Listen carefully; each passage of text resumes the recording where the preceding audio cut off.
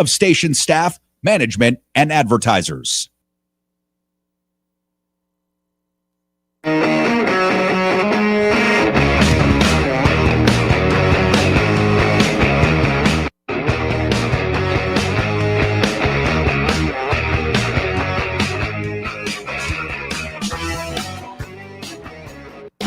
Happy Friday, good afternoon.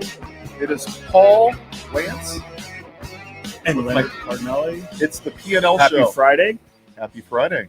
It looks like it's going to be another busy day. We will be taking calls. Yes. We have some special guests. Yes. Who is the knitting cult lady is what she goes by. Her name is Daniela. We are going to talk about the cult of MAGA. What is a cult? Is it a cult? I mean, I think we pretty much know what's a cult. She's a cult expert. She is. Right. I mean, I think Donald Trump could probably eat a cat on TV and they would say, Jesus told him to do it. He's such a strong man. There's nothing wrong with eating cats. No, nobody's perfect, Leonard. You can't judge him. Only God can judge him. Many people are saying it's okay to eat cats. You know, he needs protein, right? So, I mean, hey, nobody's perfect, Leonard. Just don't have any hidden emails because you need that's some just real food because that McDonald's, let me tell you, I'm not sure if it's real food or not. So Brian is, you know what? Really quick before we get to the news, because there's a lot. I got messages from people last night that Brian Shapiro was spotted on JD Vance's couch on the beach. Oh my goodness! And he wasn't using again. Latex gloves. He's going to get you back when he gets back. So here. Numchuck, I would be highly susceptible of like shaking his hand. Maybe you might want to wear a mask on Monday or Tuesday. Yep, look, he's got the Clorox wipes. Don't put them in your eyes. Okay, you're okay. Yeah, don't eat it either. During COVID, the news was saying elbows. If you're really concerned, no fist pound, no handshake, outside elbow, and then wipe the elbow off quickly. That's what he said. All right, let's get to the news because we got a lot to go through. We are going to go to the first clip really quick when Numchuck's ready. He's finishing wiping his eyes here, okay? It's not Joe Rogan, is it? I don't think so. Oh, okay. Is it? No? Okay. You know, I want to go back really quick, and this is going to roll into it. Are you ready for the clip, buddy? Not yet? Okay. I want to go back to what happened the other day at the Catholic school shooting, right? Yeah. There's this massive thing on the right where they need to be the victim. Oh my gosh, it's Antifa, it's the radical left, it's green M&Ms, everybody's coming after me. And going after trans people. Now, there is this question from this right-wing nut, and I can't even believe this is a real question, but it was a question, and it's going after trans people. So let's hear the clip from Caroline. I have a 10-pound gold cross because nothing makes you a Christian like wearing a cross, right? Because that's one she must be going to heaven. She has a cross wearing on, right? All right, go ahead. He wants to cook the books. He wants to control everything. This isn't a limited government guy. This is not a law and order guy. This is a guy. I've seen a lot of calls for action, you know, among these lawmakers saying that we shouldn't just be praying. One that I've seen on the right, actually, is calls for the FBI to institute a new class of domestic terrorism that involves trans ideology. Is that something that the administration would support? I would have to check with the appropriate people on that. What does that mean? What the hell is wrong with these people, Leonard? You want to create a terrorism task force saying that trans is an ideology. Well, they clearly are trying to feed some red meat to the MAGA base, you know, about trans. But if you look at the facts and the facts that have been reported on the news and by the police department, that child, I'll call him a child because he was immature, that shot up that school was angry with everyone. In fact, the quote was something like, he equally hates everyone. He had loaded magazines with people's name and group names on them that he was going to use. And at no time did he connect, or she, whatever, they identify as, at no time did they say, because I'm a trans, I'm going to go ahead and commit this horrific, incident. But this is a bigger picture, right? Because before the show, we were talking about Lincoln Riley. What happened to her was horrible. We both agree on that. But why did they pick her out of 43,000 people that were shot that year? Because she was a white girl and he was an undocumented immigrant, a non-white person. We had talked about this. What about the other 43,000 people, right? I don't see Mike Johnson out there saying, let's create a white terrorism task force. I don't see him passing laws against that. I saw the clip this morning with Jon Stewart, and he said, why is it that when U.S. citizens, which the majority of crimes are committed by white men, I believe the number is about 93% between the ages of 17 and 25. Sounds correct. Right. Not trans people, not gay people, not Antifa, not immigrants, white U.S. citizens, that we just say thoughts and prayers, there's nothing we can do. But if an undocumented immigrant creates a crime, we got to pass bills and we got to fund $5 billion and put troops on the border and secure the border. And your version of the traditional family values is going away. Why don't we have a white male terrorism task force if that's the case, if it's really about law and order? Because that would be racist, right? Oh my God, we can't do that. Oh, tying into that story, a judge in Memphis, Tennessee has ordered the retrial of the 3 police officers that were convicted in the Tyree Nichols case. Now, I don't know if it's an appeal or if they get a retrial, but that somehow their defense attorney convinced the judge to let it be heard again, just so in case people are not up on that. Wow. Hey, on this issue, because I think you and Brian talk about this, and I talk about this a lot on my YouTube channel. I mean, the reality is this is really about maintaining the white supremacy in this country, okay? Another story was that the Pentagon wants to reinstall the portrait of Robert E. Lee. Mm-hmm. Okay, so let's look at Robert E. Lee really quick. He basically said that slavery was going to be diminished and watered down through Christian values, right? That he owned about 10 to 15 slaves. And then it says right here, when they attempted to escape, that he would whip them. He argued that slavery harmed white people's morals more than it harmed black people. Now, this guy belongs next to Jeffrey Epstein, in my opinion. Why are we building monuments and worshiping a loser? Because they lost, right? This goes back to it was about states' rights. There was nothing that was about states' rights in this, right? It was about Mississippi said that black people, we couldn't abolish slavery because it was detrimental to the economy, because only black people can pick our cotton. And they're only 3/5 of a person. 3/5 of a person. The vice president of the Confederacy said the same thing. Texas said the same thing, that it was a white man's place to rule over the black person. Why is it that we're not, and we talked about this before, if you want to preserve history, cool.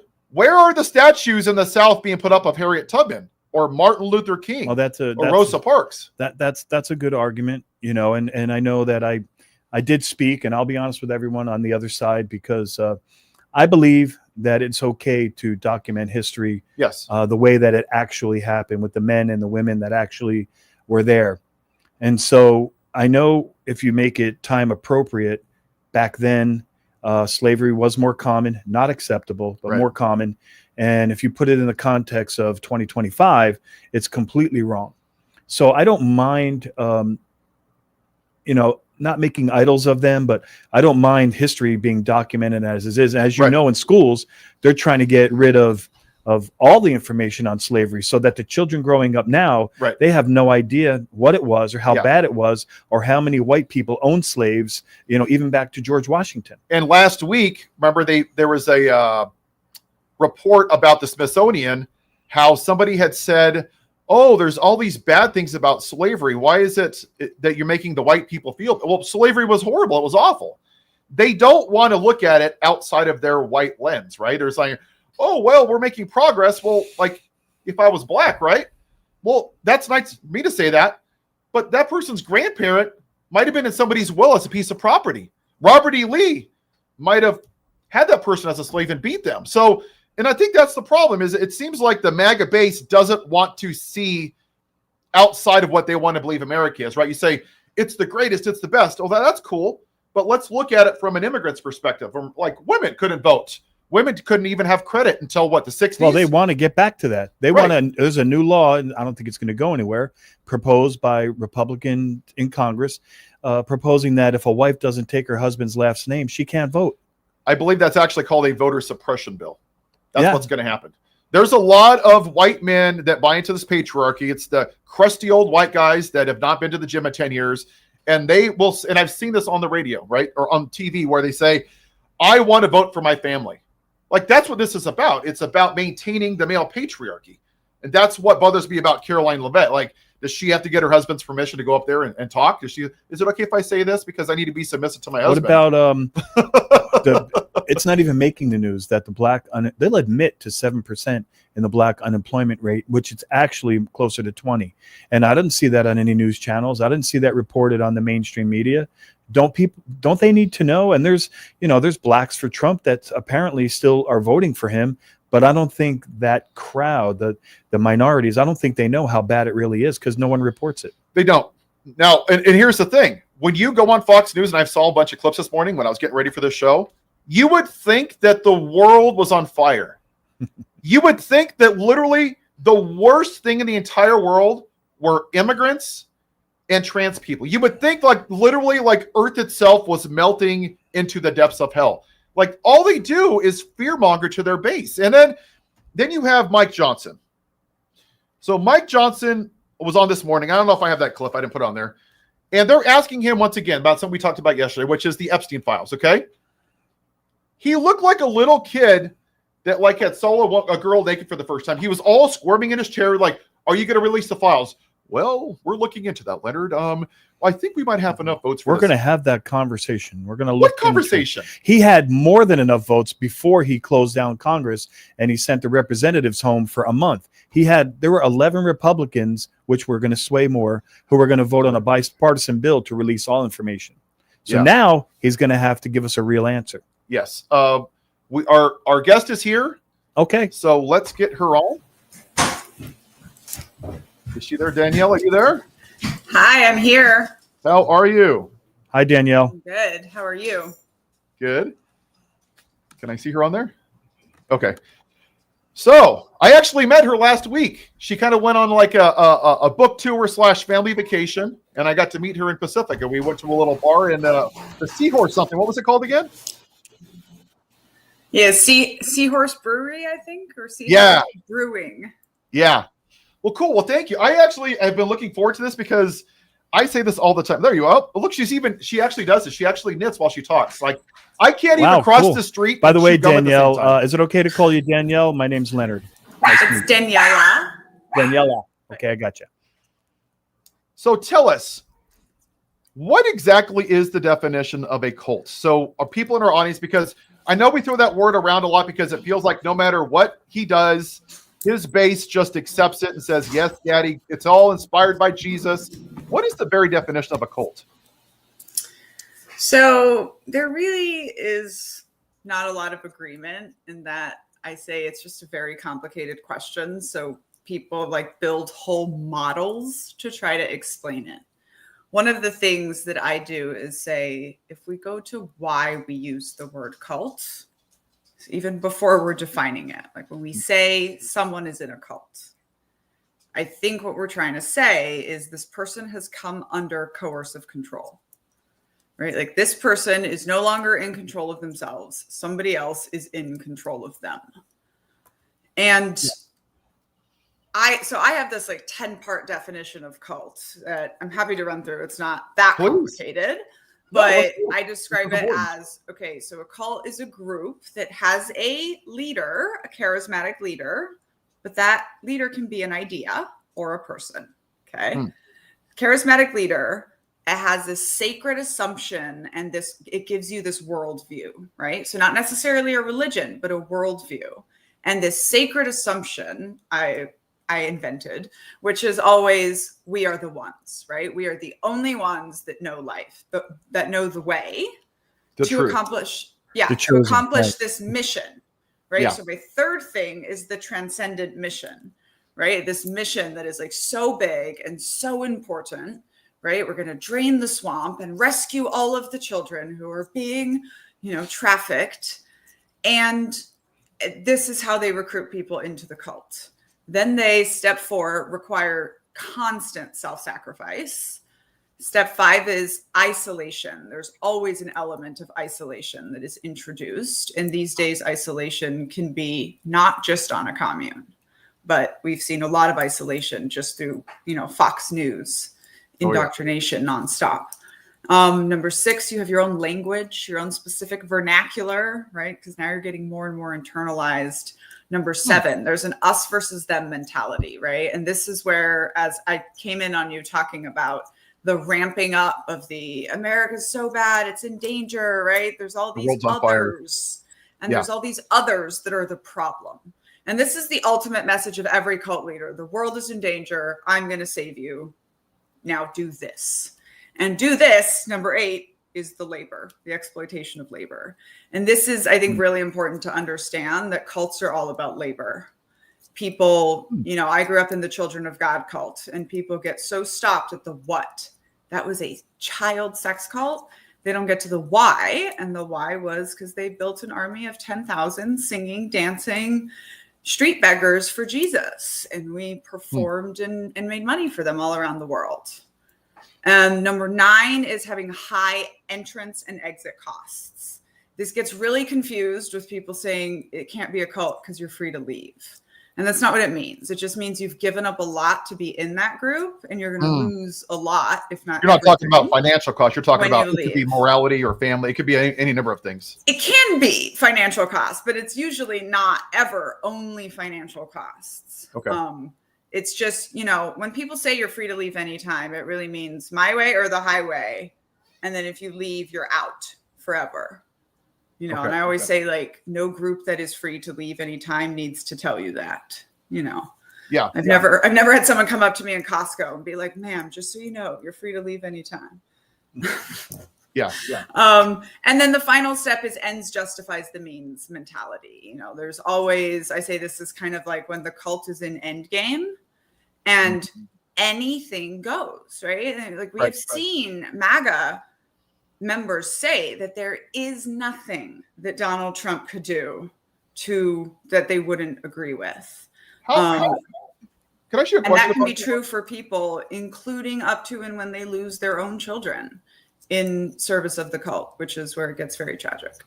Why do they and why is it that they always use God and Jesus and religion? Like, and listen, I happen to be a person of faith, and I don't, whether you're not, I don't know, but why is it like they're talking about like grace and peace and love at church on Sunday, right? And then it's own the libs, beat police officers, sexually abuse women.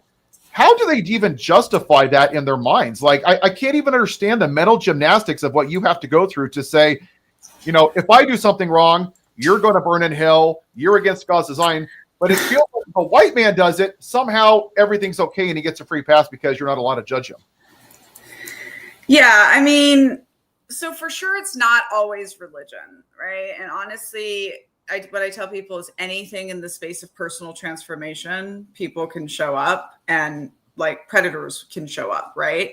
And so we have these days, we have exercise cults, we have yoga cults, we have, businesses that are cults very often. But religion, especially like the 5 sort of patriarchal world dominating religions, every cult is giving you a worldview.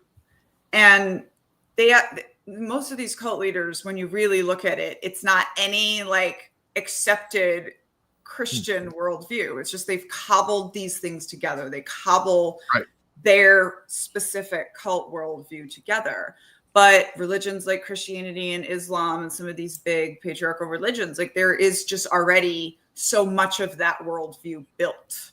Right. And often even like Jim Jones famously started as a Christian pastor and then turned completely into, I was never Christian. I just did this to get people into communism. And he had sort of completely replaced religion for his people with this worldview, and then he was the deity, right?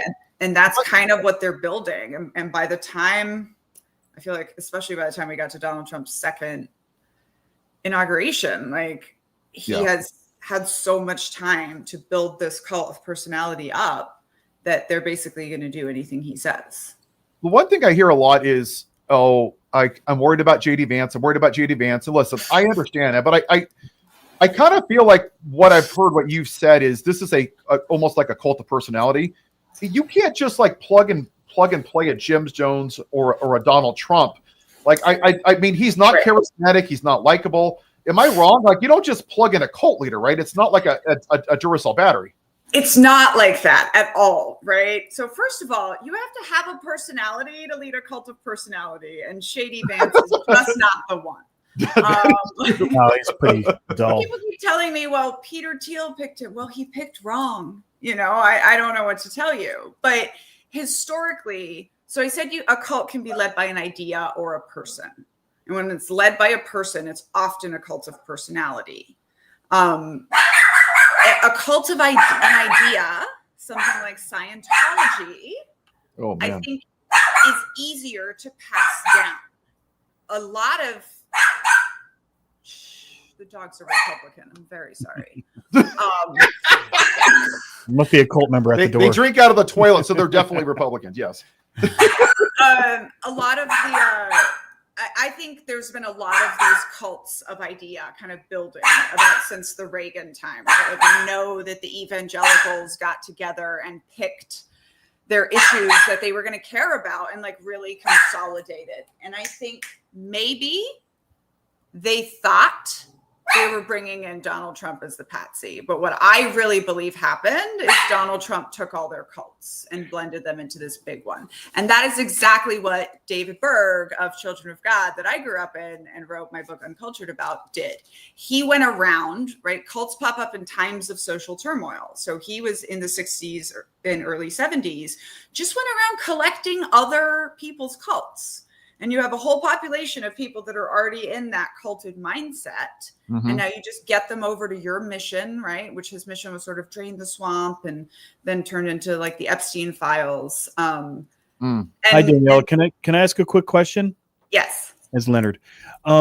So it is very, very difficult to speak to cult people, no matter how many facts, no matter how many accurate news articles you have, no matter how much sense you make, common sense, intelligence.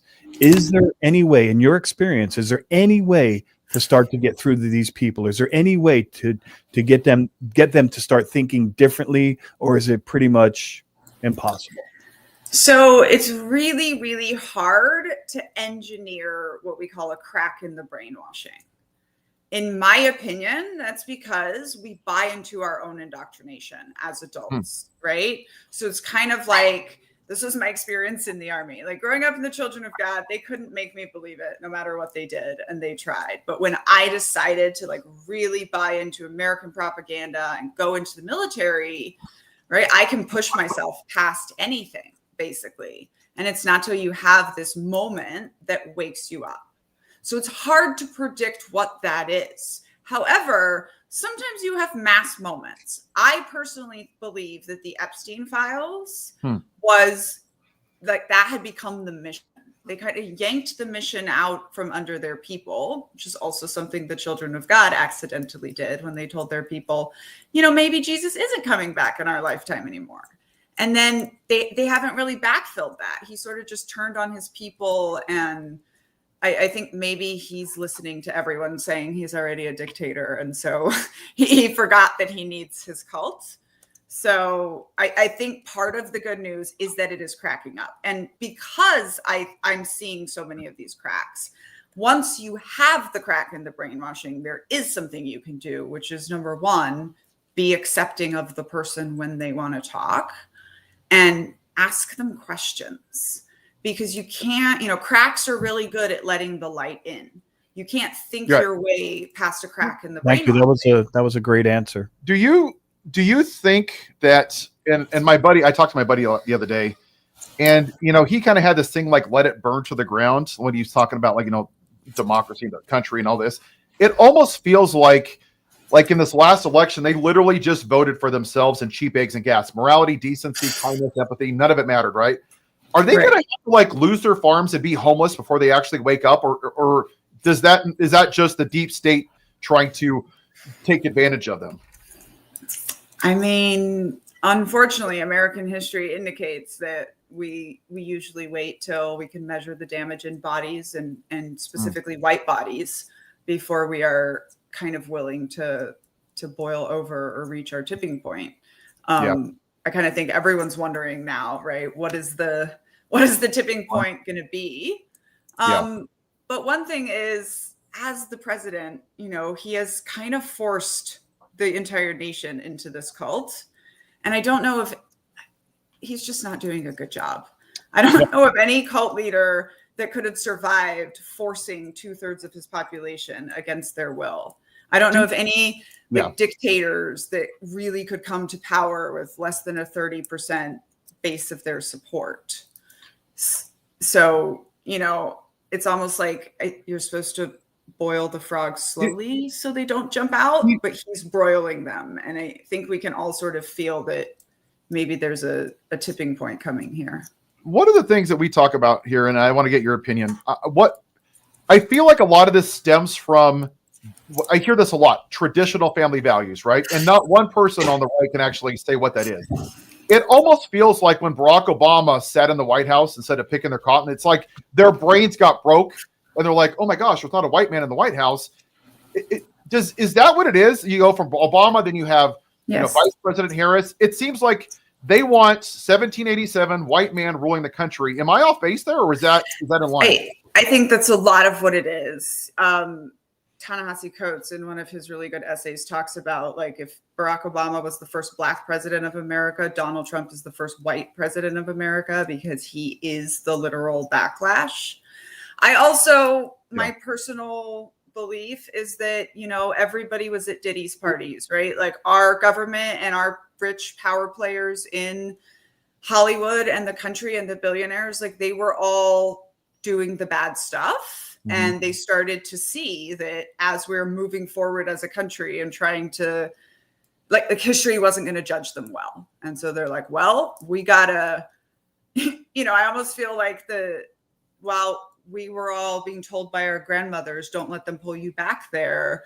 The sons are being told by their grandfathers, oh, it was so great to have these mommy bang maids at home doing everything for you. And now they are trying to yank us back there.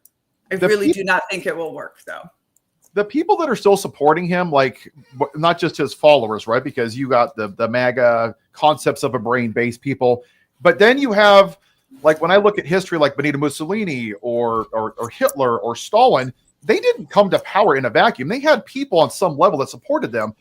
These former Republicans, MAGA, whatever you want to call them, are they scared, or do they like this? Like, what are your thoughts on that? Because what do they tap into exactly? What are they tapping into?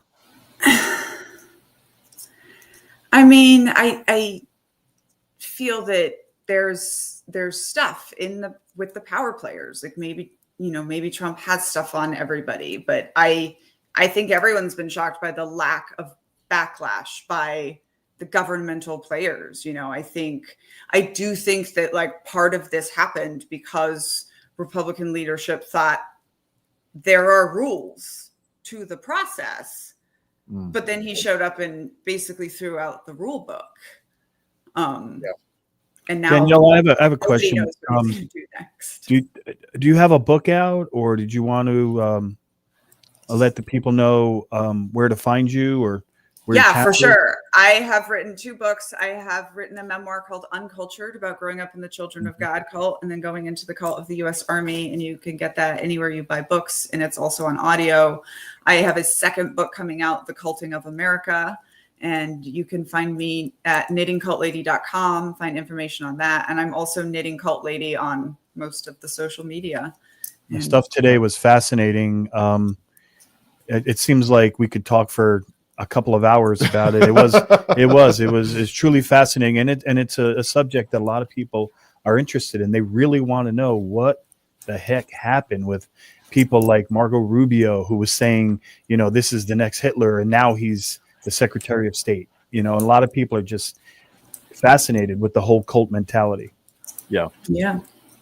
And this is sort of what I've done in Culting of America is walk us through that list in detail, but then show you in the end of how this is how we got here where we are in this country right now. And the religious extremists have taken the White House, and now we all get to see what is going to happen. Which is ironic because when I first started making videos a couple years ago on TikTok, that's what I knew when I left the Republican Party in 2016. I left within a month because I wasn't going to worship a man. That's just my faith. I'm not going to. They worshiped him like if he's God. Yeah. You don't see Jesus hamburger stands or Jesus condoms or Jesus hats or Jesus on their boats. It's Trump, Trump, Trump, Trump, Trump. He is their golden calf. He could literally tell the world, tell his followers, the world is flat. And he, by his own admission, he says, if I tell them something enough, they'll start to believe it. I mean, and he said it, right? I could shoot someone on Fifth Avenue and they would still vote for me. And he was right. And the weird part is he was right. How did he know? Yep. How did he tap into that? That's what I think is the interesting part. of the cult mentality, the brainwashing. Yeah, I mean, he grew up under some cult leaders and studied under some other ones. I believe he's been, like many successful cult leaders, emulating these leaders and dictators for a long time. And I just think, look, for the next 3.5 years, we are going to be playing kind of fascism tug of war, where he tries to be a full tyrant and America has to pull back. And I think, he thinks sending 1,700, less than 90 guardsmen per into 19 different states is a show of force. Like, I think that's a show of incredible military weakness and the potential for 19 more states' people to push back. I think he's looking at the midterms, and I think he knows he's going to lose. And if the Democrats take the House and the Senate, they could start impeachment proceedings. And if the Senate confirms the criminal aspect, he's gone. I think he knows that. Yeah, I think so too. And I think, like, he has no reason not to sort of try for full out fascist at this point. And it is on us, the people, right? Because our government is not necessarily doing it. The individual American people are going to have to push back. I've been part of the veteran sit-in here in DC. That there's a bunch of veterans out there patrolling the National Guard, who's patrolling at Union Station, and they've pushed them back. And just people doing something, right? Give money to the Democrats in Texas who are pushing back, because that's what matters. And something that's already different about his sort of march to power is people are pushing back. Nobody was suing Hitler for using the Gestapo, and, veteran burned the flag and got arrested, and they had to release him because DC grand jury failed to indict. Same for the guy who threw the ham sandwich. They couldn't even indict the ham sandwich. We got ham sandwich. That's where we are. Well, all right, my friend. That was terrific, Daniela. Thank you so much. I really enjoyed that. You're a great guest. I'm sure when Brian Shapiro's back, he may reach out to you again. Thank you so much. Absolutely. Thank you so much for having me. Thanks, Daniela. Okay, the number to call. The number to call, 702-221-7283. We will be taking your calls soon. Numchuck is standing by, ready to talk to you. All right. Before we do this, there was a super chat for Brian here. He says, I too am a military veteran. To say you need an AR style weapon for home defense is some silly crap. A cut down barrel 12 gauge, to say otherwise is weak. You're not wrong. And what's funny, veteran? It's like, I think we have people in this country that see things as binary, right? It has to be one extreme or the other. You can say, I support the Second Amendment. You have the right to own arms. But at the other time, I also don't want children being murdered and say, well, it's not the guns, because that's like saying if somebody drinks and drives, right? Well, let's just let them keep the driver's license, right? Because, hey, they're going to find a way to drive anyway. Hey, it's not the alcohol's fault. No, let's make fentanyl legal, Leonard, because, hey, they're going to do it anyway. Hey, let's make crack cocaine legal because they're going to do it anyway, right? He was going, he may be going in the right direction. An AR-15 can shoot through walls. And if you have a shotgun, and I know not everybody's a gun expert, but a shotgun is effective up to maybe 40 yards. And it can shoot through stuff, but not an AR-15 will shoot through a thin wall or a thin door and just keep going. So I kind of think that's where he's going. But we have a couple of more super chats. Yes. You want to read the next one? Let me see if I could bring it up. It's Lori Villalobos.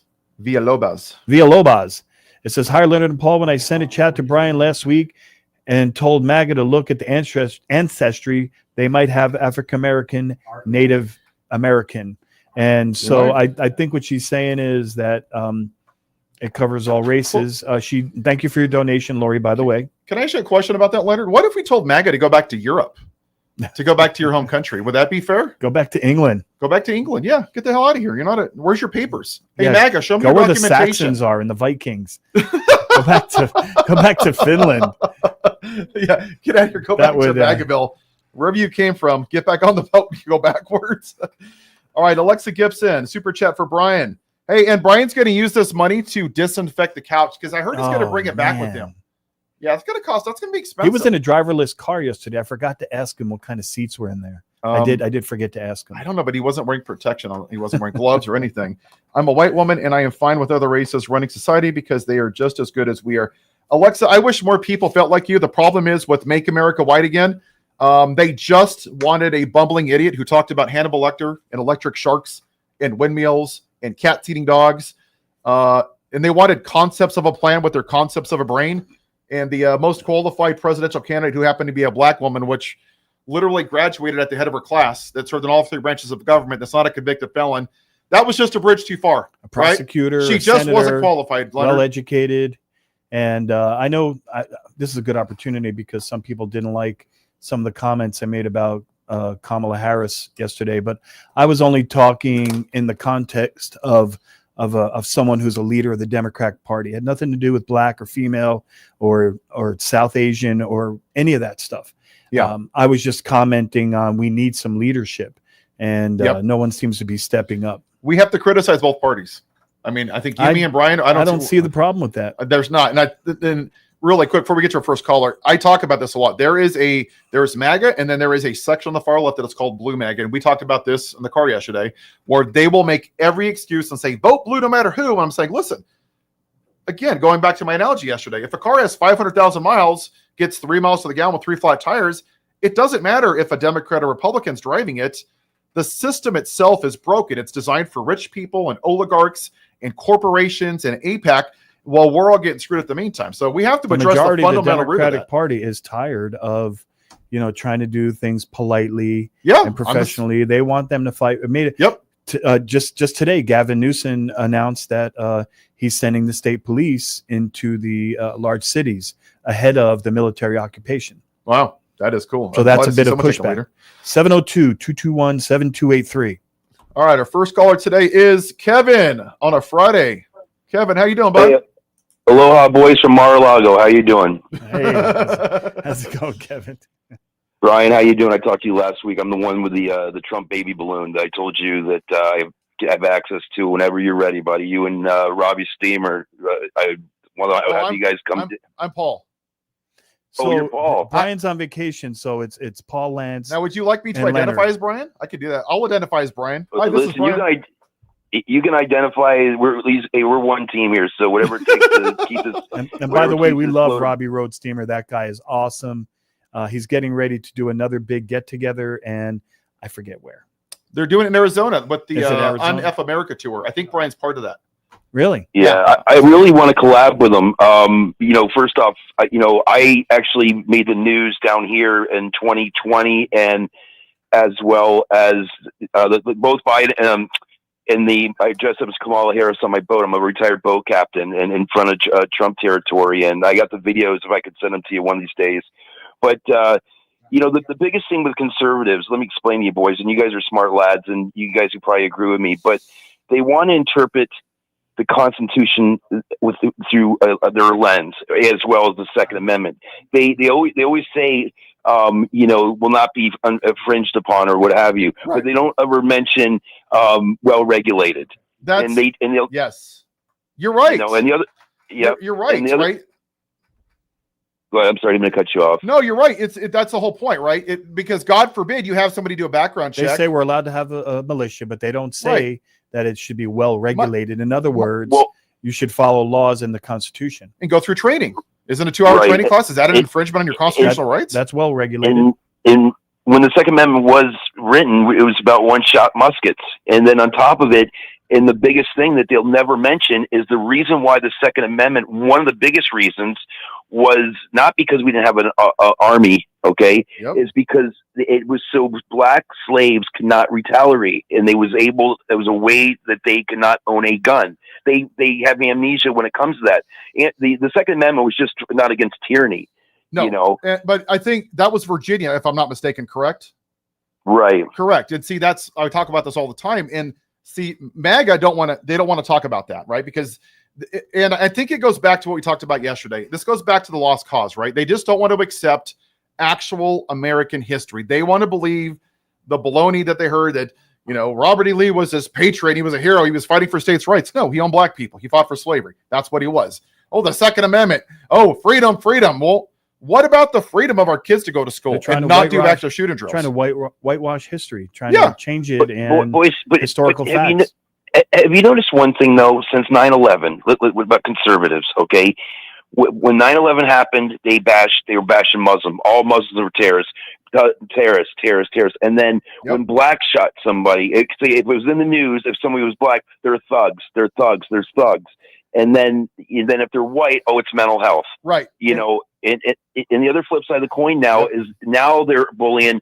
Now they're on. You don't hear anything about Muslims anymore. When's the last time, respectfully, boys, that you heard anything than bashing Muslims?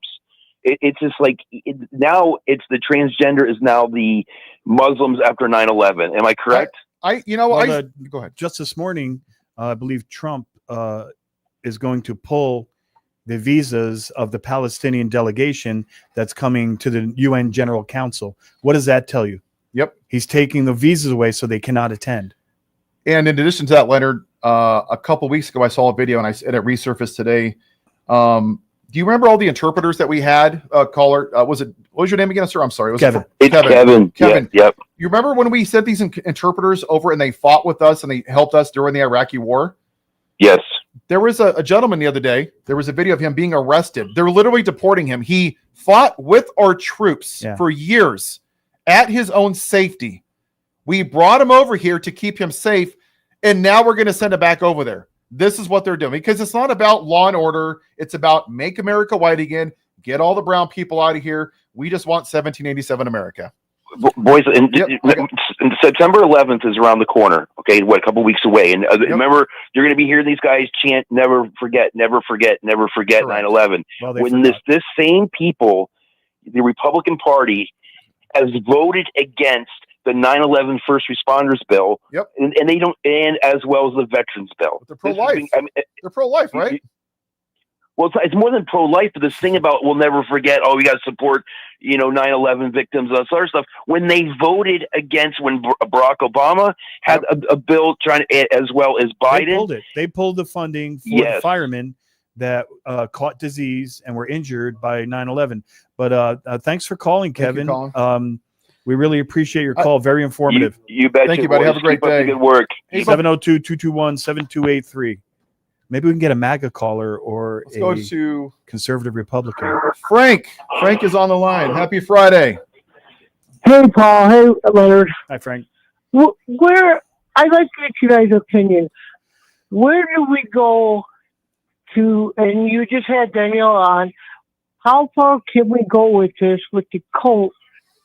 That what can we do about it as citizens to try to help them along? I think Daniela was clear. She said communication, and I know when you talk to them, it's like talking to a brick wall. I get it, but you have to continue to give information. You have to provide, and you're going to have a lot of patience, and you're going to be the kind of person that maybe wants to be patient with them and bring them around. If you remember last week, I don't know if you're listening or not, but we did bring a couple of people around. There were people that called in who said they were MAGA and kind of thanked Brian for talking with them and said that they see what we're saying and it's getting worse. And so maybe it's one person at a time. Maybe that's all we can do. I've seen this videos online where people that voted for the felon, and then they got racially profiled. They got thrown up against a fence just because they were brown, and they said, "Prove you're a citizen." Well, I don't know about you, but I never see white people being thrown against a fence. No one's ever told me, Leonard, and say, "Hey, Paul, prove you're a citizen." I don't think it's ever happened to you, has it, Leonard? Well, do you think there's any undocumented people that are here right now who are from Europe or from the European countries? But they're the white color, so they're okay. Some of the more white. I'm brown. I'm brown. Well, and that's why we do these conversations. I'm afraid. I'm brown. I'm afraid because I'm Mexican American. I'm very sorry to hear that, my friend. Unfortunately, they're making traffic stops and they're going to Home Depot and other parking lots and just stopping everybody who's brown. I'm afraid every day of my life, and I'm 69. I've been here. I was born and raised 3 generations, but I'm afraid, not for myself, but for people, for kids, all that. I'm so sorry. I'm so sorry you feel. No, it must be horrible. It's horrible, and it's crazy that we call ourselves the greatest country in the world, and that people that aren't white are just afraid to go outside or go to work. They've been here for 40 years. They've raised their kids here. They pay taxes. They own businesses, and we demonize these people, right? I mean, yeah, I just want them here legally, and then we arrest them in court when they go to the court hearings. But if you're a white man and you're an adjudicated rapist and you caused an insurrection and he sat on his orange diapers and ate donuts and Twinkies for 3 hours and you commit tax fraud and have dinner with white supremacists, somehow you get to be president and have the nuclear codes. But if you're a brown person, that's just a bridge too far. You got to be here legally. Well, they're saying one of the reasons they wear masks and they don't identify themselves and you don't even know what agency they're calling from is because if the tide ever turns and let's say the Democrats get in power and they try to right the ship, they think that these agencies intend to say, we're not sure who it was. We're not sure what agency. And that sounds like 1940s Germany to me. That does not sound like America. Thank you, Frank, for the call. All right, buddy. Thanks for the call. Next, we're going to Art. Art Man. Oh, Art Man. I apologize, Art Man. Hey, how you doing, Paul? I've seen your videos. Online. I've seen your videos. Thank you, sir. Keep up the good work. Leonard, I tried to call in. I tried to call in yesterday, but I couldn't get through. The damn thing blew up, and it was busy. We had so many callers yesterday. It was ridiculous. Paul, for you, what are you saying, that J&D whiskey is a sectional predator? Huh? Who? J&D whiskey what? It's a sectional predator. Who? J.D. Vance. About the couch. A sectional. Well, there's no proof. There was oh, okay. Yeah. Well, there was a lot of jokes about the sectional and JD Vance and his couch, and many people told me, lots of people. There's no proof, but many people are saying. Lots of people said. Sad. And there was like there was a poll taken, and it was like an 85% approval rating, and many people told him that it was that's JD Vance's couch that he's on. So I don't know. I can't say for sure, but I'm pretty sure. Yeah, there's no proof of that we know of, but a lot of people are saying. Many people have said. All right, real quick, I got 3 things to hit on. I feel with the school shootings, it is a sad commentary on us as America that we have to fear when our children go to school that they might be murdered. That is a sad commentary on America. What is going on? When the price of our children's lives become more important than the money that's being fed up there in D.C. behind the curtains by the NRA representing them, then we'll see a change. Right. How did we get here? Exactly. How did we ever get here in America? What's the second question or comment? The second question would be, where are our generals to stand up to Trump slowly but surely strangling each city that he don't like, going after the people that he don't like with the law? Where are our generals to say, hell no, they got rid of them? They got anyone who did not agree with Trump's policies, they got rid of generals. They just got rid of them, and they're keeping the ones that are, in line with his, I guess, philosophy. Well, that would lead to another question. Do you think there's going to be a kerfuffle in the military where people say, no, I made an oath to America, to our founding fathers, not to Adolf Hitler #2? Well, I believe that they're going to support the Constitution itself. Some have resigned and some people, there were some in the news last week in LA when they went too far. There were some men who said, I didn't sign up for this, and they decided to resign from the military. But it would take large groups of people to make a difference. It would. It would take across every spectrum, men, women, minorities, white. It would take everybody, and so far, I don't see that happen. You know what's really embarrassing? I think it's not just this, right? Let's even go back to his little military birthday parade, because he's such an insecure little boy here, right? Let's just be North Korea and have them squeak down the street. This is absolutely embarrassing for the military. That was a disgrace in the rain. And now, right, we have a school shooting, and this fake Christian Caroline Leavitt, who needs to be submissive to her husband, is talking about trans people. And we have literally like National Guard in full fatigue with orange vests putting out mulch in parks and picking up garbage. What does that say for the morale and how we view our military? That's disgraceful. They're pawns in a bigger game. Well, it's been that way before. If you look at Syria, if you look at any dictator country, if you look at Turkey to a certain extent, this is the dictator playbook. This is the autocratic playbook with moving in the military. And thank you so much for the call, Art, man. We really appreciate it. The number again. Man, I'm the dude that's in West by God, Virginia. You said I was in MAGA country. Yeah, sort of. And we're probably surrounded by them. Number again is 702-221-7283. We have Julie on the line. Julie, happy Friday. Hey, guys. I've been at work for the past 2 days, but when I heard the school shooting, I was mad. Like, I was furious. And then they took the people on Facebook were making it political and talked about transgenders and all this. It's disgusting. I can't believe it. They are, I'm gonna share a quick story really quick, okay? Because a lot of people ask why there's no morality. There is a movie with Batman and Heath Ledger as a Joker, and Batman, Bruce Wayne, is trying to figure out, what does the Joker want? Is it fame? Is it fortune? Is it money? Is it power? What is it? And Alfred tells this story about this caravan worth millions of dollars going through the forest of these rare mint gems, and these bandits come out and murder everybody and take them.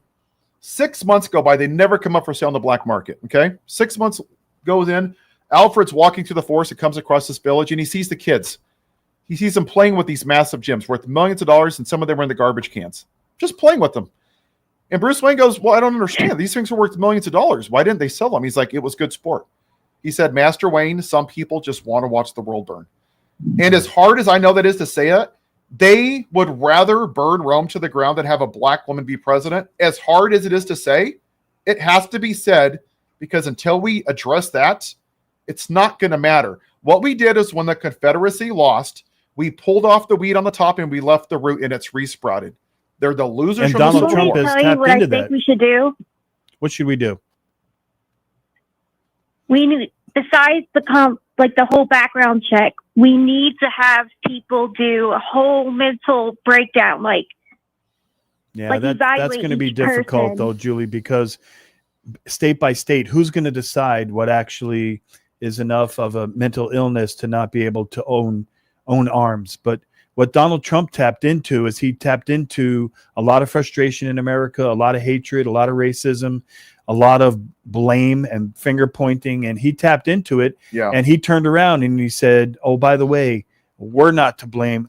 Those people are to blame. And that's what started the whole nationalist, white nationalist idea. He gave them people to blame, even though those people were blameless. And Julie, I think a lot of this comes from a lot of the majority. And I have family in Indiana, Illinois. They're good, hardworking people. They're not very bright. They're just not, right?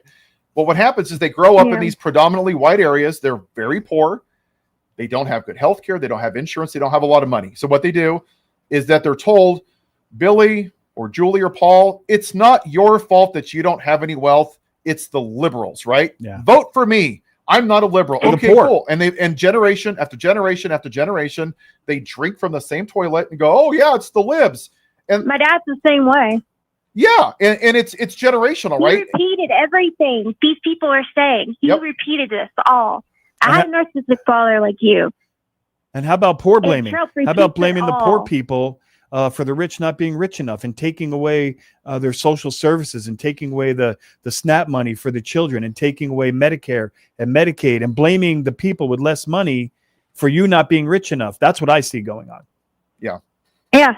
And they're taking away my health care. They're taking away food stamps. They're taking away Section 8. It's sick. All those. I'm on all those. I have autism. I'm working. It's and I'm still barely good for able you. to scratch the surface. But Julie, you know what? I'm going to go off topic a little bit here. I like AOC and Bernie Sanders, okay? But this is, and I fundamentally believe this is where all politicians, both sides of the aisle, are absolutely dropping the ball.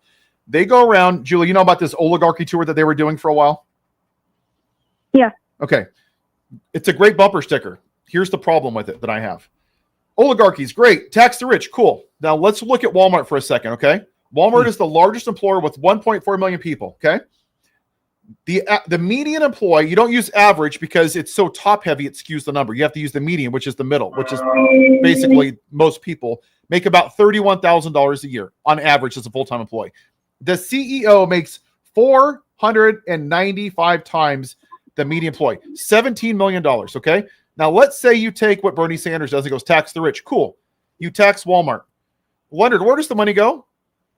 It goes right in their pocket. It goes to the government, right? In the government pocket. Okay, cool. Sounds great. Yeah, you tax the rich. Those 1.4 million people that need money because we subsidize 15,000 employees. How does that taxing the rich get them more money in their pockets? It doesn't. And they intentionally do that by making them part-time employees. They don't make them full-time, so they don't have to give medical coverage. They don't have to pay them overtime. They schedule. There's people, I've talked to people at Walmart, and they say we're all scheduled for 20 or 30 hours a week. Only the manager and maybe the assistant manager have a full-time job. But that family right there has more wealth. That family has more wealth than 98.5% of the rest of the whole country. Right. Is that fair? No, but I guess my point was even a little bit deeper. Is right. Neither political party has addressed, outside of taxing the rich, how does that get the employees more money in their pockets? Because this is really the fundamental problem, right? If you keep them dependent upon the government, they're poor, they're broke, they have to live on Social Security. Now, if you said Walmart, anything over this is what I would propose, okay? Anything over $5 million, you don't get to write off as taxes. If you want to give your CEO a bonus, you don't get a taxes. You want to pay a profit share to your rich people, you get no write-off, nothing.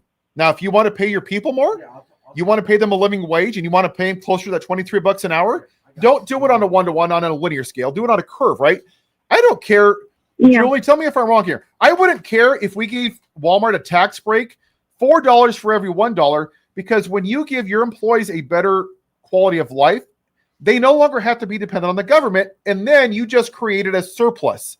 And then ideally, if more money in their pocket. Exactly. That's what no one's talking about. Taxing the rich is a bumper sticker. It is a political thing. Now, ideally, if enough companies did that at some point in time, you wouldn't need Social Security because they would have enough money that, again, would be more money to help social programs. Am I completely off base, or does that seem reasonable? You're completely correct. Well, they did that coming out of World War II, and that's how they got the country back on track. But now people have learned that the rich keep getting richer, and they're not willing to contribute. And let me ask you this, and let me bring up something real quick. Yeah. So these rich, conservative, mostly Republicans that don't want to pay any taxes, and there are corporations that don't pay any taxes, they still use the public roads, right? They still use streetlights. Yeah. They still call 911 when they want police or fire. They still want the sewer system to be built so they can use it when they take showers and use the restroom. So how come they don't want to pay taxes if they use all the services? And I'll leave it at that because we've beat it up, and I think that's the point. Thank you, Julie. Thank you so much, Julie, for calling. Have a great weekend. All right. Number is 702-221-7283. I'm glad it's on my screen because I didn't have it written on my hands. I wrote it down so I wouldn't mess it up. Gabriel, you are next. Hey, you guys. I hope you guys are doing and are going to enjoy a lot of college football tomorrow. Oh, yeah. So I am. Yeah. Who do you guys gonna got? Well, I root for Alabama because my youngest son graduated from University of Alabama with a master's degree in math, and he now works for Epic Systems up in Wyoming. So I became an Alabama fan. Who's your team? University of Arizona, the Wildcats, and I despise the Scum Devils. Oh my God! Also, I despise MAGA a lot, but I hate those sons of bitches. Thanks, Gabriel. Roll Tide. Thanks, Gabriel. Yeah, they're down in Arizona. Go Cats. So the topic that I want to talk to you guys about is, so I listened to you guys yesterday, and I agree with one of your co-hosts that Chuck Schumer, Hakeem Jeffries, or Eric Swalwell are pathetic. They're not leaders. Can you? Hakeem Jeffries. I don't understand. Like, this is what I don't get. And we talked about this yesterday.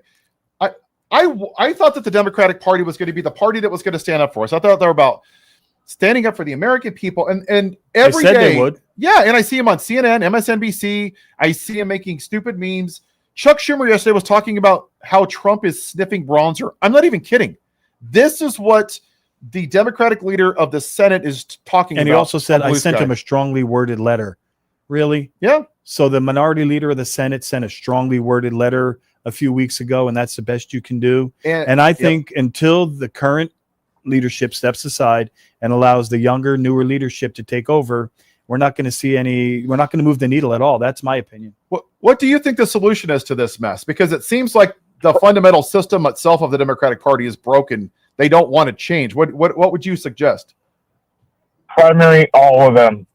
Hakeem Jeffries, Chuck Schumer. So okay, Eric Swalwell. They don't even have policies. Well, their policy is we have to stick together, and democracy is under attack, and we're going to have those conversations, and we're going to meet about it. And you know what? That doesn't do anything. Right? How?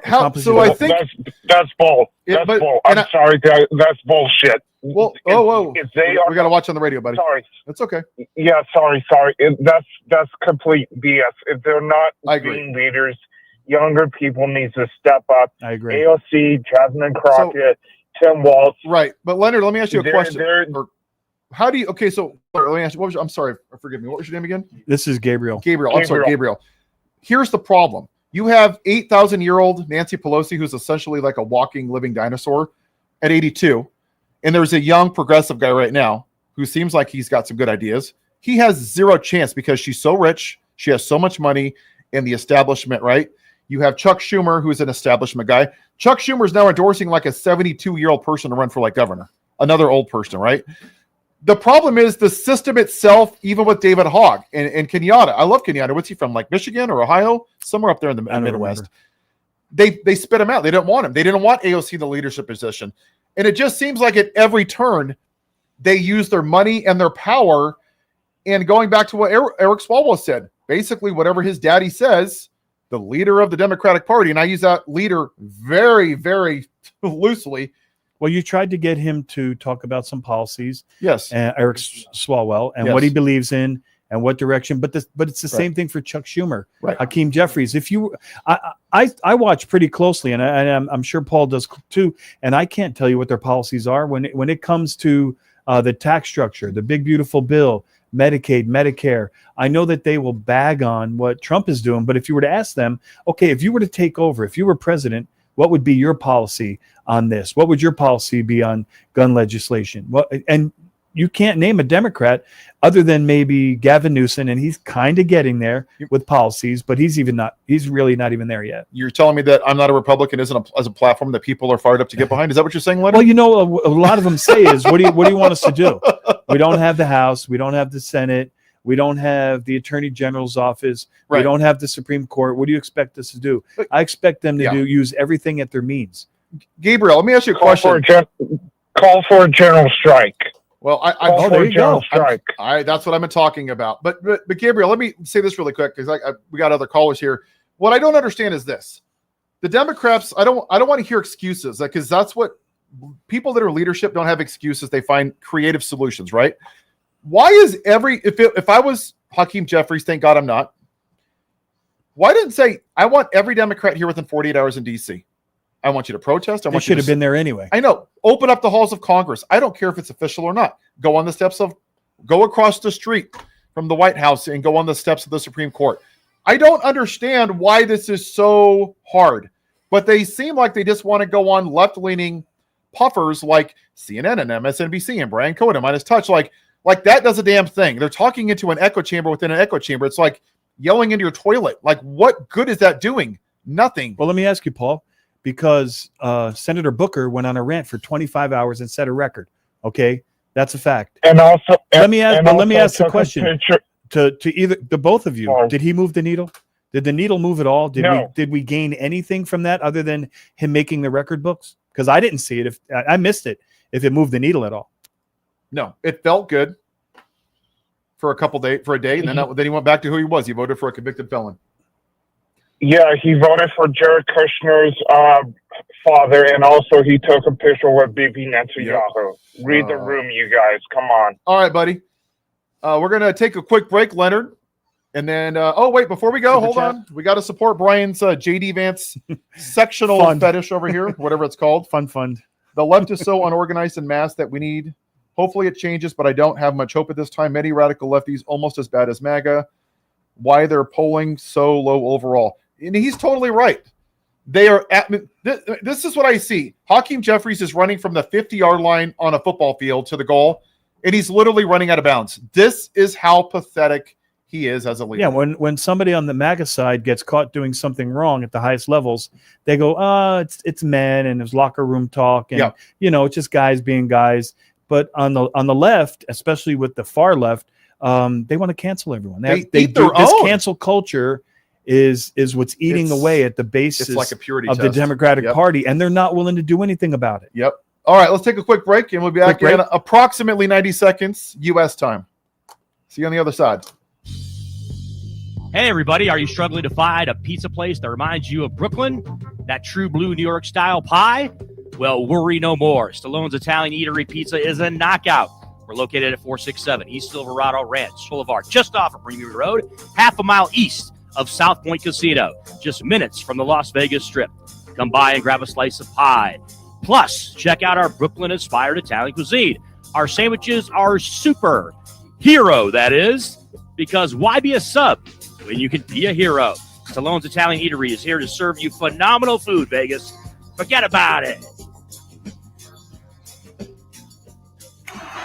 Who would have thought there'd be so many kids playing ice hockey in the desert? Jake Helb's Hockey Foundation and the Las Vegas Ice Warriors, founded by Gina Yousafzai 8 years ago, made it possible for families who can't afford the equipment and fees. Donate today at www.hockeyforkids.org and help us continue making a difference. Join us in supporting Jake Helb's Hockey Foundation and the Las Vegas Ice Warriors, where every kid gets a shot at the starting line. Just a reminder, our website is www.hockeyforkids.org. You are way too smart, way too talented, way too good to be where you are.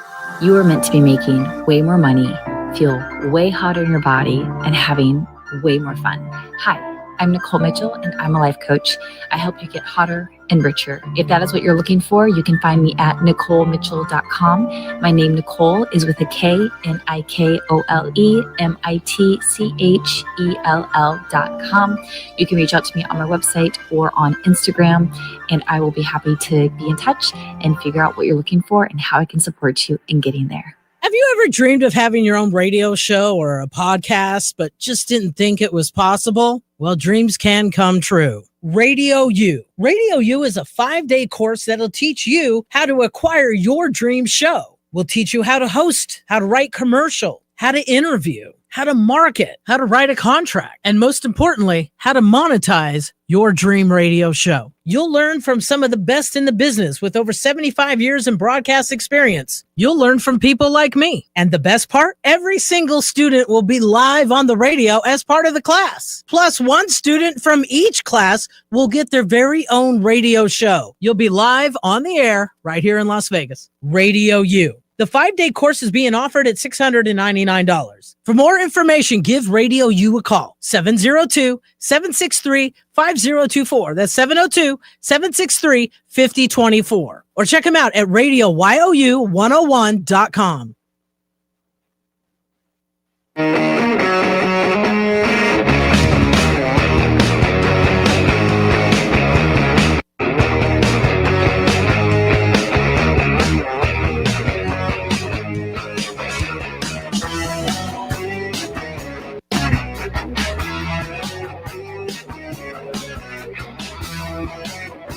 All right. We are back. Hey, we're going to get back to your calls. One quick thing, a little bit of breaking news, and then I'm going to pass over to my co-captain over here. So Joni Ernst said she will not run for re-election next year. What do you think about that, Leonard?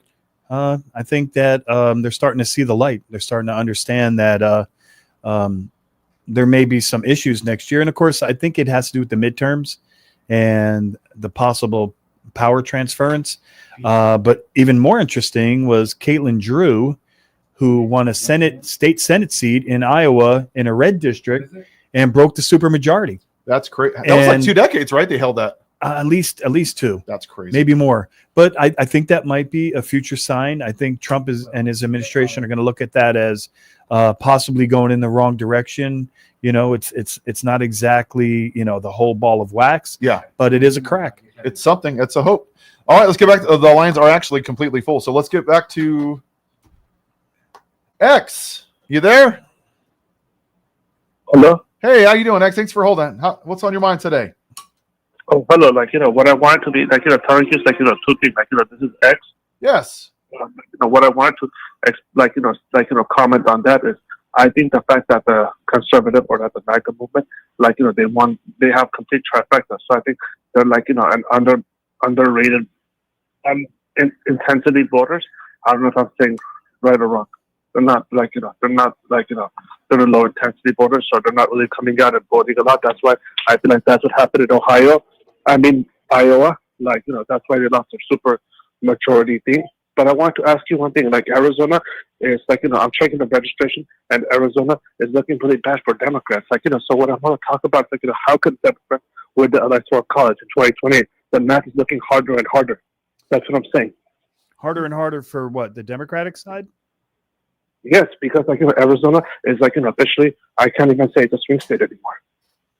Well, Like, you know, my question would be, where are the Democrats at? Why are they not down there? Why are they not registering? Did you know that as far as registration for parties goes, did you know for the first time in about a decade that the Republicans signed up more people to register last time around than the Democrats did? So no more grassroots efforts. Why is no one addressing Arizona? Why is no one down there taking care of business and looking out for the Dems? Well, like, it's almost 400,000 registration. Like, that's how bad it is. You know, and X, another thing on that issue, another thing that I think gets overlooked a lot is the Democrats spend no money, and I think they really wet the bed here a lot. They never go into rural areas. Like, if you say for the people and you're supposed to represent all people, I don't see them. They're not supporting people in like Tennessee and Alabama. There are some states here that could change and go blue. If they would even spend a fraction of any time, nothing, zero. They don't even hit the suburbs like they used to. No. Nothing. You know, and they're not even hitting the inner cities like they used to. And they would go, and I helped years and years ago when I was union president. I helped with registration, and we used to get up in the morning on the weekend, and we'd have dozens of people going out into the community, and dozens of people signing up, hundreds of people every day until election. What happened? I want to know your situation. I want to know your guys' situation. Like, you know, let's assume, like, you know, this, like, you know, in a hypothetical twist or situation, like, let's say if the MAGA stays in power in 2028, what would happen? Like, you know, that's my number one question that I want to ask. Or the number two question I want to ask is, like, you know, let's say if a Democratic president was able to win the presidency, but the maps are being completely gerrymandered by both sides, like, you know, completely. Like, what I'm saying is, if a Democratic president was to win the presidency on 2028, but if they don't have the Congress, what will happen in both case scenarios? I think we're go ahead. It'll get worse. You know, we got to look at the midterms, and I think everyone is shooting for the midterms and trying to make sure. And, you know, some people say it's Dem bashing, but I agree with my colleague, Paul Lance, that you have to call out both sides in order to be fair. You can't just say everything is fine on the Dem side. But thank you, X. Thank you, X, for calling. You know, you can call me Daddy. You know, just so you guys know, when we're on the air, he doesn't do this, but when we're off the air, that's what he does. Oh, am I on the air? I don't know what I was supposed to say. No. Was that a hot mic moment? I'm just kidding. It's Friday. 702-221-7283, where we're still waiting for a MAGA caller or a conservative Republican. Correcticus? Yes. Good. Am I saying that? Okay, thank you. How are you doing today? What's on your mind? I'm doing fine. Just want to make two questions. One is, I understand that Hakeem is a weak leader. He's very weak. And I'm from New York City. I'm born and raised in Brooklyn. And I understand he needs to be replaced, and so does Chuck Schumer. They're both from New York. Well, my question is to you, Paul. Your name is Paul, right? Yes, sir. Okay. Why did you make the statement that you wouldn't want to be Hakeem Jeffries? Yeah, and I'm saying if I was the leader of Democratic Party, this is what I would do. I was playing like a what if I was the leader of the party. Maybe one day I will be. You know what? You never know. Like throwing out some ideas of I was throwing out instead of sitting back. Right. That's what I think Hakeem. I'm sorry. That's what I think Hakeem should do. If I was Hakeem Jeffries right now, I would call every member of the Congress and the Senate and said, "Get your butts over here. If you're not here within 48 hours, I'm going to censure you and I'm going to primary you. and I'm going to do everything I can to remove you. I want you here, and we're going to deal with this right now. That's what I would do. Okay, one more quick question. Now, how much can he do, being that Republicans are so ingrained behind Donald Trump? They're in lockstep with this guy. How much can the Democratic Party because do? let me just say, sorry to interrupt you, but let me just say, he's the leader. Okay, he's the minority leader of the party, so you can't have it both ways. You can't be the leader and say, well, no one will listen to me and I don't know what to do next, and we have to stick together, and I don't have a policy or a plan, but we sure are going to give them hell. If you want to be the leader, then you have to act like the leader. I know that's a little rough, but yeah, that's my opinion. Well, but here's the thing. Okay, let's take it a step further with that idea. Just let's think it out. Okay, all 50 Democrats voted for Marco Rubio, all of them, right? Then you had 10 senators vote for the CR instead of actually, they could have stopped it, right? The Democrats right then had a moment to say, we're not going to play this game.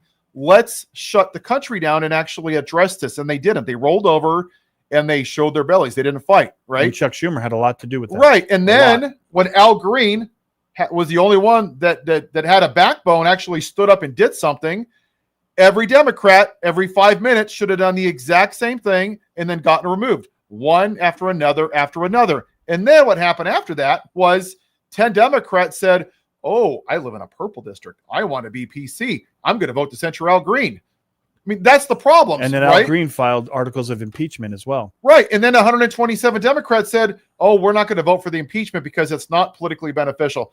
I think that's overall. Does that make sense what I'm trying to say? They're not even fighting at all. It makes a lot of sense, but what you're saying is that the Democrats are always capitulating to the Republicans? They're capitulating to themselves. Well, they're capitulating. They're so busy trying to keep their job that they're not doing their job. I think that's kind of what we're saying. Right. Everybody's trying to keep their job. That's what's wrong with the Democratic system now. Everybody, including the Republicans, they're not worried about us. Nope. They're about keeping their jobs. And that's why we're in the predicament we're in now, because nobody wants to do that dang job. And when I talked to Eric Swalwell 6 weeks ago and I interviewed him, and it's on my YouTube channel, I know it's a shameless plug. And I asked him this. He said, would you participate in a general strike? Only if it helps to get Democrats elected. And when I heard that, your job is not to get reelected. Your job is to serve the damn people of this country, not to get reelected. And they're letting the house burn right now. Me, you, my friend, they're just watching it burn and saying, oh, whatever's left, we'll just take over and rebuild it. No, they're not. Yeah, There may not be a I'll democracy. talk That's about what they're myself. doing. I'm no political scholar. Yeah. And Paul can, qualify himself. But you know what? We can easily come up with 5 or 6 policies, 5 or 6 different ways that they can push back. That why can't they get a committee together and just decide a 2029 plan? How come the Dems don't have a 2029? The Republicans had a 2025 plan, which they put into effect, and I'm sure they have a 2029 plan they're not telling us about. But why did the Dems have no plan at all? Like, we don't even really know what they stand for and what they're going to do if they take over. I think that's very unfair. Thank you, though, for the call. Okay. Oh, did we lose him there? No, I'm not lost. One more quick question. Yeah, one real quick. Go. Why is it that the Republicans are not on TV at all? All I'm saying on TV is the Republicans. I'm so tired of seeing them people. They flood the zone, and the reason that Mike Johnson hid in his little corner like a coward that he did, like a little cockroach, is because he wanted to protect the president who's on the Epstein list, who did unspeakable things to little children. It's disgusting that I used to be part of that party. It's absolutely morally repugnant. And what they're doing is they're purposely trying to be quiet because they're trying to let him be the dictator that they want him to be. When's the last time the Dems flooded the zone? They don't. Thank you. All right, my friend. Have a great weekend. Thank you. Correct. Because Daryl is up next. Again, the number is 702-221-7283. What's going on, Daryl? Hey, how you doing, gentlemen? Roll Tide, Leonard. I knew Tide, Daryl. about you that I love. Yeah, I've been a fan since '92, National Championship game. But I wanted to this is very excellent callers, and this is the beginning of why it shows like this that the left have been missing to counter what the Republicans have. They got a 20-year head start on us. Unless, the last two, other than Barack Obama and Clinton, they had charismatic speakers speaking for the Democrats, so they would have never won. And in order to, I used to be a conservative, a Republican. Now I'm progressive. Look, we need to be forming a little group to get Leonard and put some money behind Leonard so Leonard can run for office. That's what the problem 33. is on the left. Is that a vote for governor? Is that what I heard? I don't care if it's for governor, mayor, city council, and this is why I hear all these y'all lose because y'all don't want to get out here. They won't even give $1 a week. Well, you know what the problem is, Daryl, because I will be honest with you. I've been approached by many large unions that would fund me and back me anytime I wanted. But I just don't know if I'm for politics because I'm a very say it like it is kind of person. I don't really go with the flow and live and let live and it'll be okay. And we're going to have that meeting and there's not anything we can do about it right now. I'm not that kind of person. So I don't think I would last long. I would. I'd love it. I've thought about it. With shows like this that you own, now's the time for people like Leonard. That's my humble opinion. Let me ask you a question, sir, because I'm gonna spitball this out there. I've actually pondered this around. I actually have a platform. I don't know if I told you this. I have it on my phone. I've worked on it for a couple of years. Good for about you. Universal health care, about helping adoptions go faster. This is a hypothetical, sir. You tell me if I'm totally off base here. I would run as an independent. I wouldn't run as a Democrat or Republican because I think the system itself is broken. I wouldn't wear a tie because I think it's unrelatable to the everyday American people. People that bust their ass and work 2 and 3 jobs, 60, 70 hours a week. Don't know. I want to relate to the people. When I was union president, I wore a shirt and tie and a suit every I'm just single telling you day. how I would be. I think that most people bust their butts and they work paycheck to paycheck. And I think that that's I personally think it's not relatable. And day one, I would sit in the halls of Congress and I would sleep in there until Congress got in there and did gun reform. They reversed Citizens United. They took APEC money out until they put safe gun reform in there. And I would shut the whole thing down. I wouldn't pass anything over my desk until actual change was done. And you raised minimum wage to at least $15 an hour and tipped workers from $2.13 to $7.50. That's just me. Let me ask you this. Let me ask both of you. If you run as an independent, here's the problem. There's no established old money. There's no established relationship between the big corporations because let's call it what it is. Citizens United benefited the Republicans, but it also benefits a lot of Democrats now. And then when you ask yourself, well, why is part of their policy to push back against Citizens United? Why are the Dems? Why did they stop pushing back? So they get just as much money. Yep. But independent, where are you going to get the money from to fight them? They have millions and hundreds of millions. I believe that it's up to the American people to choose if they want to stay in an abusive relationship in a two-party system that says I'm the lesser of two evils, or if they actually want to change it. That's how I see it. I think it's up to the. I don't think it's up to the people. There's not enough of them. You know, the Chuck Schumers and the Hakeem Jeffries of the world. They are connected to every big corporation and every lobbyist in every big way. So I think an independent is a great idea. Right. But it's probably one of the reasons why Bernie Sanders, other than he was a little too far left. No, and I think that's a good point. But think about this, okay? Are you still on the phone caller? Real quick, because we got more callers here.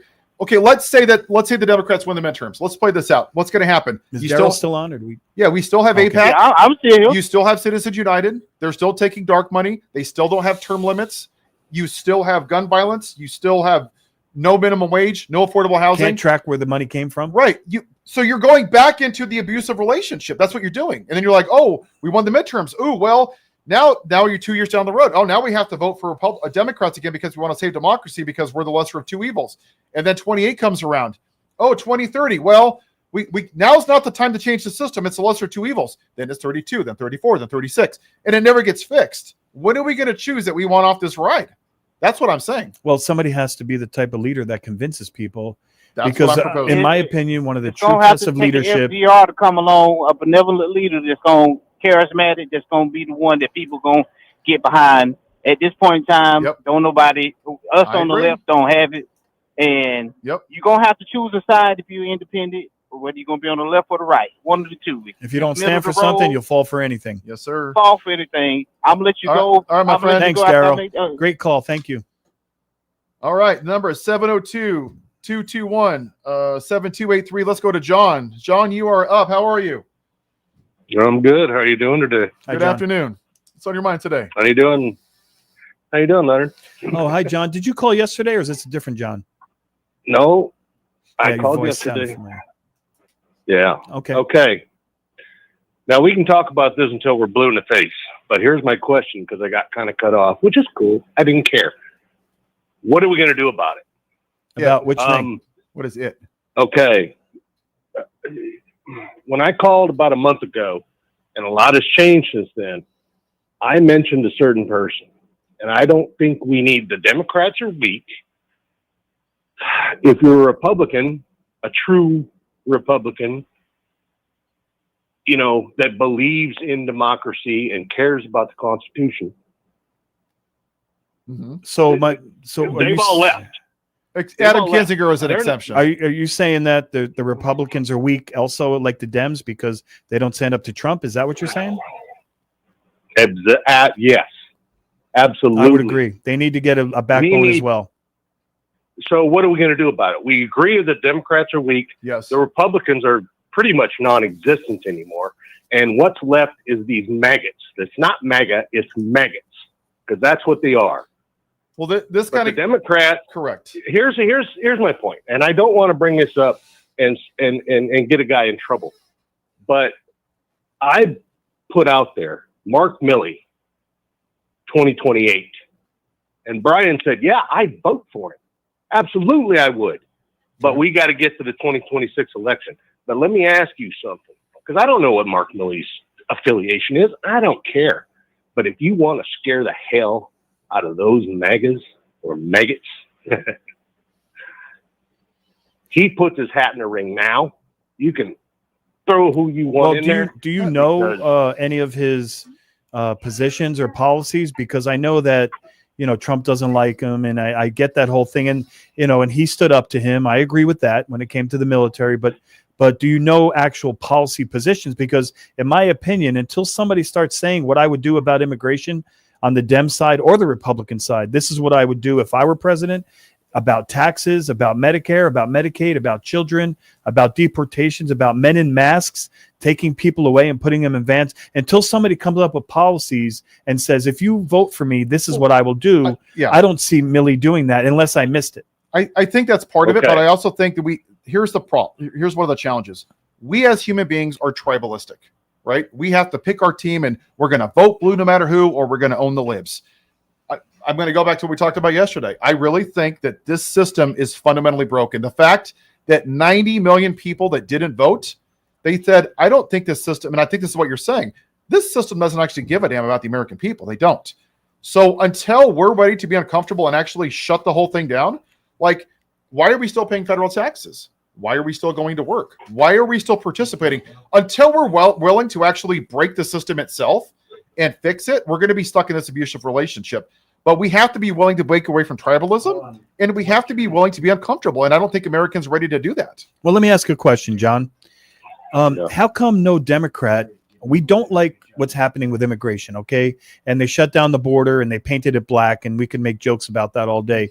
But how come there's no prominent Democrat coming out saying, "What if I took over tomorrow? If you vote for me during the midterms, this is what I would do. I would stop sending masked military people into the neighborhoods and taking moms and grandmothers and children and throwing them into vans and not identifying themselves and taking them away." How come no Dem has not only said they wouldn't do that, they haven't come up with an alternate plan for immigration? Yep. Why is that?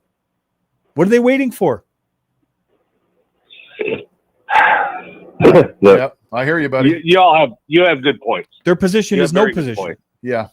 All right, buddy. Thanks for calling, but we're John. talking about hold on a little bit, please. Well, we got a full phone line. We got the phone lines are packed, and we really do need to get to other Sorry, callers. I'm not trying to cut you call off, back really Monday. not, We'll be here Monday. Okay. All right, have a great weekend, buddy. Have a good weekend. Thanks for the call, bud. Have a great day. All right, let's go to Ray. 702-221-7283. Leonard. Hey, Ray. Hey, Ray. You being a retired law enforcement and a union member, I'll lay a little groundwork. This is about background checks, what your opinion is on this. I'm an 88-year-old white man that worked and lived with people of all different colors, retired union member, Fort Lauderdale plumbers and pipe fitters. Go now, Union. I did a lot of cruising offshore on my sailboat while I lived in Lauderdale. a lot of things were going on in the 80s. I bought a gun, and I had to go through a lot of background checks. The gun was a legally full auto AR-15. I had to get fingerprinted and interrogated by Sheriff Nick Navarro. Okay. After that, the paperwork went to Stephen Higgins in the Treasury Department before I could even take control of that weapon. Did you pay them the $200, the Treasury? Oh, yes. Okay. Yes, I knew that. Just for a little comedy, had a grenade launcher on it. I told the Title III dealer, I says, I don't need that. Is that like an M203? Is that what that is? Protection. Yeah, well, it sounds like he has an M4 with a grenade launcher or an M203. Oh, dear God. Sounds like it was a converted SP1 AR-15 from the Vietnam era. Oh, wow. Classic. I've seen things off the northwest coast of Andros and so forth, so I wanted to protect myself. I no longer own the weapon because I'm 88 years old and don't do sailing What's anymore. the question, Ray? The question is, what is your opinion about trying to get background checks that severe? That somebody cannot walk into a gun store and buy a gun and go out and kill people? Well, okay, first of all, he didn't. If you're talking about the shooter at the Catholic school, he passed a background check because he had no background. There was nothing, and he must have lied because it says, do you have any mental illness? And maybe he didn't think he had a mental illness. But what you're talking about, so that the listeners know, is a next level background check. So the state checks your background, and when you're trying to purchase a gun, but if you want an automatic or a silencer, or you want a short-barreled rifle or a short-barreled shotgun, you have to go to the ATF, you have to do fingerprint cards, and you have to pay $200 for the federal stamp. And I think the fact that they grilled you and put you through all that to carry an automatic weapon was 100% justified, and it was correct. That's my opinion. Yeah, I did not buy the gun to hose down the sidewalk. No, I know. I'm ex-military, National Guard in the 50s. Right. So you had a lot of training that went along with your your purchase of the weapon. And what we're talking about is the average kid who's 21 years old, 22 years old, walking in and being able to buy these weapons that can kill multiple people quickly. Should we not take away the right, but should we try to make laws that make it more difficult and more hoops to jump through, so to speak? And not just that, Leonard, but like, I don't want to have somebody that owns a gun and just leave it like under your bed in a shoebox. Got to keep it then secure. Billy gets bullied at school, but shouldn't happen, and he just grabs it and goes out and shoots people. They should be responsible. Like, if you just passed said, hey, with great power comes great responsibility, just like Uncle Ben said, you should be able to store it. If you don't and it's used, you should be. I don't see why you shouldn't be charged with a felony. If you're pro-life, you should have no problem with that. And let me just say before Ray goes, he must be an incredibly strong person, because plumbers and pipe fitters are incredibly strong people. I'm not too good. You can't bend the pipe anymore, huh? I bet you could back in the day.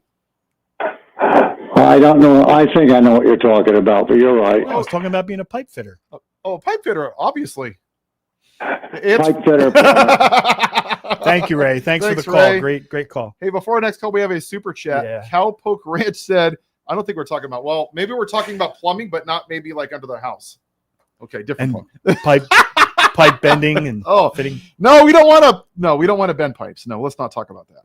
From the observation as a black man, European Americans aren't tribalistic in helping each other, but they're very tribalistic in their hostile aggression towards melatonin populations. Prove me wrong. He's not wrong.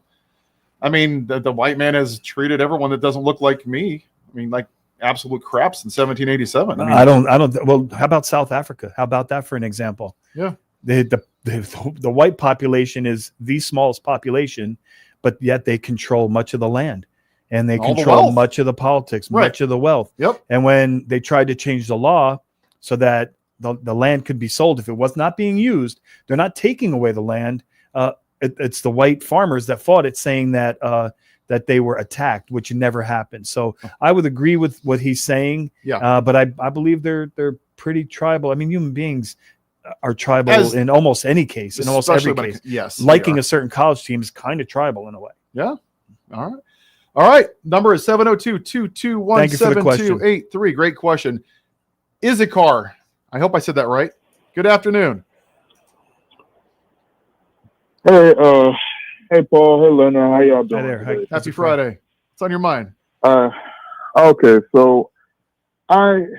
Well, first, I just want to say, you're doing a very good job filling in for Brian and everything. I just had to call in, because you're doing, a very fantastic job. Now, it's kind of like a lot of conversation about, the shootings, the gun laws, and the leadership's not doing much. But this is what I'm just trying to say.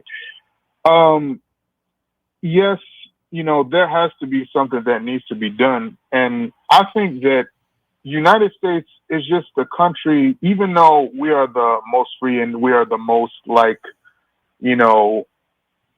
guess, we just have all this money. We can, have all this legislation, have all these things done.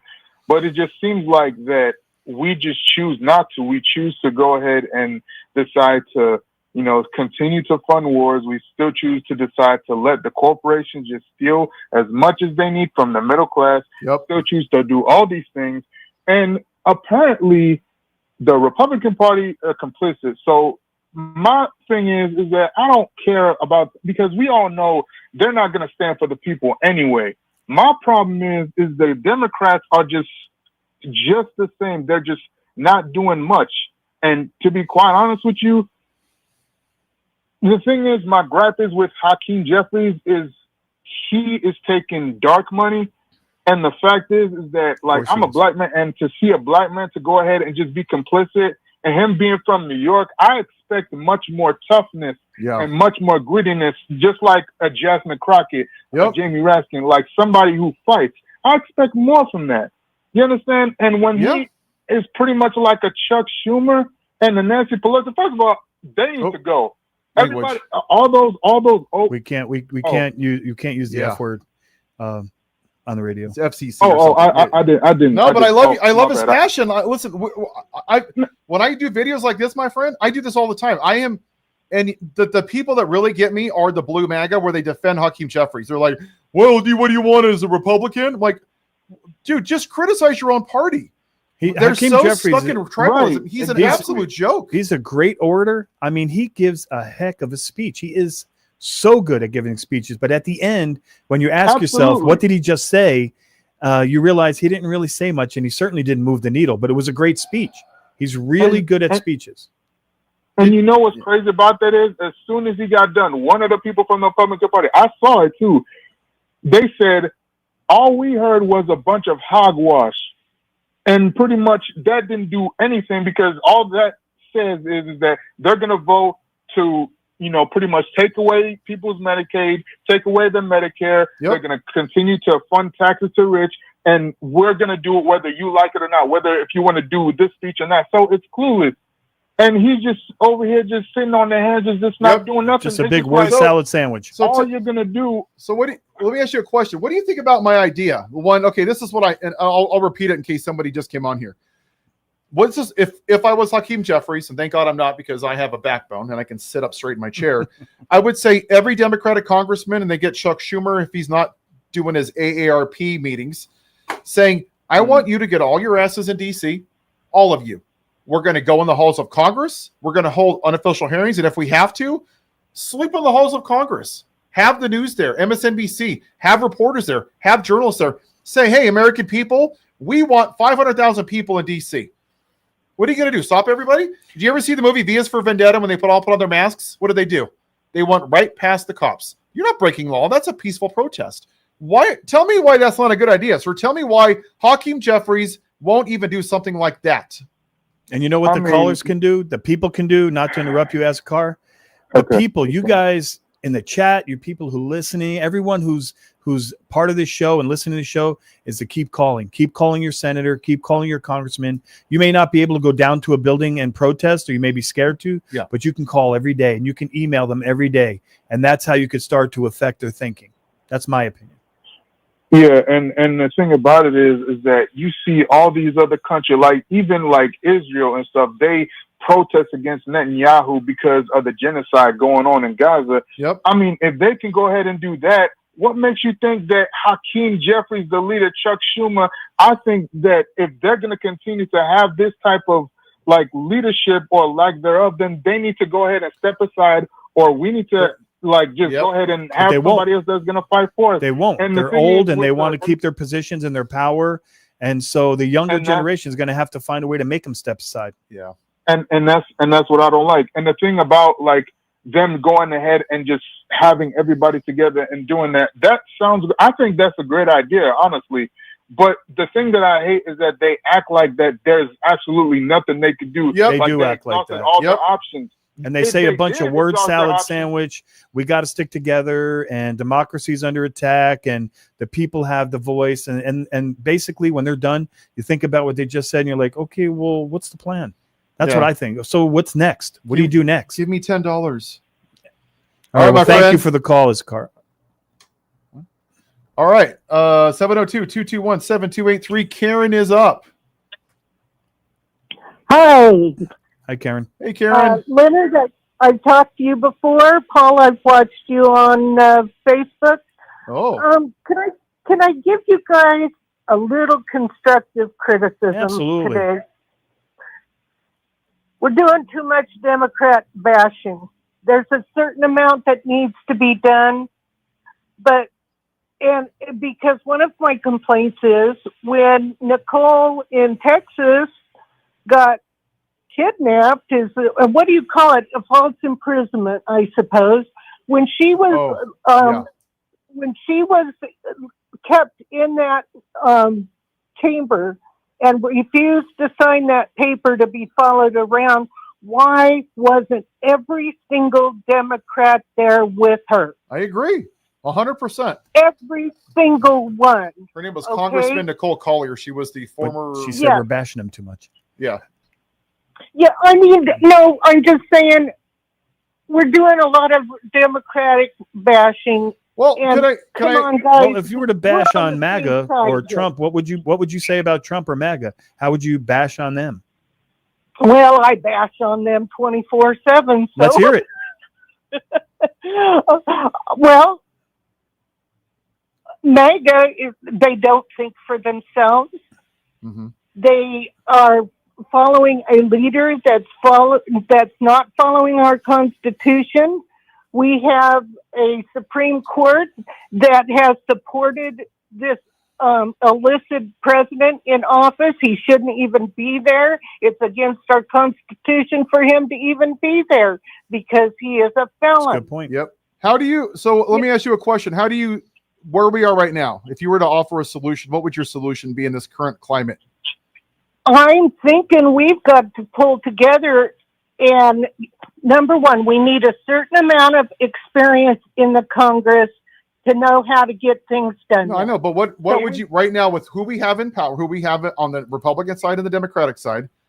Who were the names of the people, and what do you want? What do you want them to do that they're not doing right now?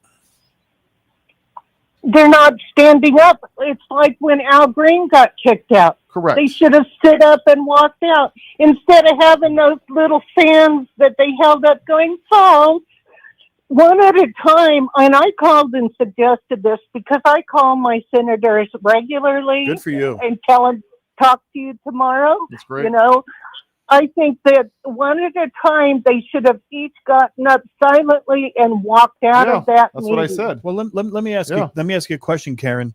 You call constantly, and you tell them expect my call tomorrow. So my question is: you must have family and friends and extended family and neighbors. Do you try to encourage them all to do the same? To give them the phone number, say, "I want you to call every day. If you care about what's happening to America, if you want some change." Keep calling every day, send them emails, because I think we need more of that. I think the people in the chat, the people listening, they all need to contact their family and their friends and their neighbors and get people wound up. And it doesn't, how long does a phone call take? You must spend a minute or a minute and 30 seconds out of a whole 168 hours in a week. That's not much time. I have sat down and sent emails to every senator in the United States. Okay, not all of them will take your emails, by the way. Right. A lot of Republican Congress and Senate will not take your emails unless you live in their district, which is BS. If you're sitting at the head of the country, then you represent us all, and you ought to hear from all. And I just we got a couple more calls before we hit the rapid fire here. I think for me, I don't expect anything from the MAGAs because they are basically bending a knee. They're covering up the Epstein list. They voted for a felon. They voted for a man who abuses women. The reason I'm more harsher on the Democrats is because I thought they were the ones that were supposed to be the fight against fascism, and they're just sitting by watching it happen. I think that's why I'm almost as more frustrated with them. Does that make sense? Yeah, it does make sense, except that right now we have all these ICE out there everywhere they go, picking them up, and I got a real issue with that because I've got brown family too. Okay, and I'm scared to death of them getting picked up because I won't even know where to get them. How can I prove that they're legal? That's true. You know. Thank you, Karen, for calling. We got to get to rapid fire. Unfortunately, sorry, Karen. May I give you one more thing? Is we need a 2-hour gun class is not enough. You know that, Leonard. 2 hours doesn't do shit. I mean, excuse me, doesn't do crap. They need to have at least 10, 20 hours of classroom time, and then time on the range and safety. You know, no, it takes. We had to shoot in the police academy. They give you 1,000 rounds, and it's a 2-week course, and you shoot them all and with instruction. So I agree with you. But thank you for calling, Hey, real Karen. quick, we really appreciate it. We got a super chat. Cowpoke, thank you again for contributing to Brian's couch fund to get it over here. If European Americans are tribalistic in helping each other, why no free public health care? Why no free public colleges? Why no health care, fair wages? But they all agree in spiting. I know. I think I know. Because the MAGAs and the white nationalists would rather take a hit and pay and not have good health care and have to pay more for health care as long as other people in the country don't get it. That's why. Yep. They don't care if they have to take a hit. They don't care if medical coverage is free like it is in Canada or a human right like it is in Canada, as long as other certain people don't get it. That would be my opinion. Racism is expensive. All right. Tom is next. Tom, good afternoon. Hi, Paul. Tom from Syracuse calling. I haven't made a call in quite a while, but you guys are doing a great job. Thank you, sir. And I would say, Paul, that I'm sort of in lockstep with you real quick because I know you guys don't have a lot of time, but I think the Democrats, all of them in the Senate and in the Congress, should all get together, walk down to the gates of the White House, and demand that Donald Trump resign. And if they did that, people would all behind them. There would be protests and everything, but that's what I think needs to be done. It would flood the zone with news. Yeah, right, and I think that's what you're saying, sir, is the problem is the Democrats react. They never take the initiative and actually take the headlines. They react to everything. It's like whack-a-mole. It's like chasing a shiny object. Squirrel, squirrel. And they play their game when they're always chasing the tail all the time. I think that it would show some solidarity. It would show that they're willing to fight back and push back. It would make the news. We know Donald Trump's not going to step down, but that's not the point. No. Like Steve Bannon said, they do 3 things a day to flood the zone, and some of them are irrelevant. They just do it to get attention. Yep. All right, buddy. Thanks you so for much. the call, Tom. We're on rapid fire. Mary is next. Mary, how are you today? Happy Friday. Hi, Mary. Hi, happy Friday. I just think people should call it what it is, and I feel like Trump is pushing for a civil war and at the direction of Putin. Every time he Putin comes up with some nutty thing to do to push us further into a civil war, and it's just to keep us out of Europe and keep us busy and fight against each other. Plain and simple. I got a question for you, Mary, if you don't mind. Yeah. So do you think Trump is sending the troops into these large cities and shutting it down, pushing people around, pushing them back, in the hopes that, and this is just a hypothetical, in the hopes that some Americans will eventually push back, and then that would now justify him saying, I need to do more troops. Do you think that's part of the plan? Yes, the troops are going to be here in America fighting against Americans. Already, somewhere in California, they were saying maybe they were going to use police against the National Guard. That's like kind of what he's wanting. I agree, Mary. Thank Right? you. Thank you, Mary. Yeah. You have a good great day. weekend. All right. I think we have one more caller, and then that would be Pat. Pat, how are you doing today? Hey. Hi, Pat. I'm great. Thank you both for doing such a great job while Brian is out. I am a diehard Democrat, and I'm kind of in the middle myself because there is nothing written, no laws or whatever to tell the Democrats what to do at this point. I mean, I know they're kind of laid back, but what would stop Trump from having them locked up if they did do something? You can't do but so much. What's wrong? They can't do but so much. Okay, so why not? Why not have the Democrats get arrested? Wouldn't that That's our, not to interrupt you, but that's our American history. Yeah. That's the history of America. Think of how many people But we were never thrown had in this- jail we've never and had committed this done violence to before. stop them from what they were Right. doing. What- What about John F. Kennedy? He was doing a great job. He was changing things forever, and somebody decided to kill him. I agree, and that could happen without, and then we don't have any representatives. I agree. I mean, I don't know what the answer would be, but we have never hardly faced anything. They are trying to. The Democrats play by the laws. Yep. Trump doesn't play by the laws. They got one hand tied behind their back. Right. Do you so think what it's time? What do you do? Well, Pat, do you think it's time that they start stooping to the level of the MAGAs? Because Governor Newsom has already done that. He makes fun of the tweets, and people are outraged. You're like, why is he speaking like Trump? but Trump And then has the Newsom upper- says, well, Trump you has- don't get it. You don't get what I'm doing. Trump has the upper hand, though. He has the military that he can put on him. He has everything that he. I mean, I don't know what the answer is, but like I said, the Democrats have never faced this before. We are so used to playing by the laws. I know we got to go Well, just over because somebody has the upper hand doesn't mean you can't fight. Why? You still I have agree. to It's fight the people. bullies. You have no choice. My opinion is the people going to have to come forward. It is, but this is what I have a problem with, and this I understand the caller thinks I'm bashing on the Democrats. These people are getting paid $170,000 a year to do their job, and they're not doing their jobs. And elected by hundreds of thousands and millions of people. What is the answer for them to do though without getting locked up? They have to take a leadership position. Hold on a second. Why shouldn't they get locked up? Why not? And then what good are they for us if they're locked up? Then they can deal with it. At least they're doing something. That is done just like throughout history. they That's locked the done a lady. lot of good. Yeah, just like they locked the lady in the wherever she was, the lady in Texas. Yeah, but it brought attention to the problem. Right, but what do you think about my proposal earlier, right? Democrats go to D.C., they open the halls of Congress, and they have unofficial hearings. I agree with that, but then what we're going to do after that? Who cares? Well, you have All to I'm start saying is- somewhere. You have to start somewhere. I mean, I know what you're saying.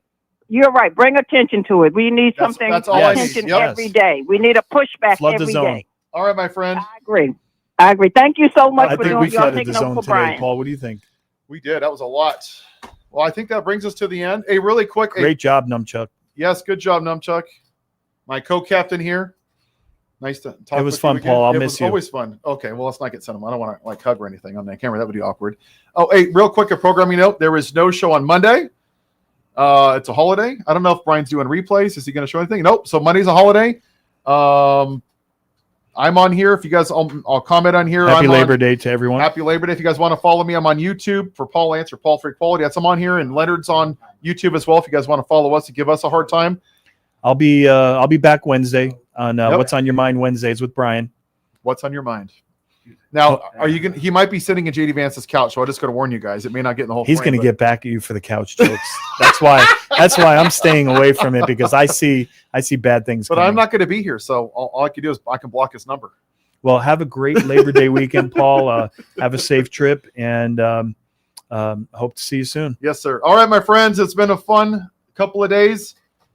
Have a great weekend. See ya. All right. Thank you. Bye.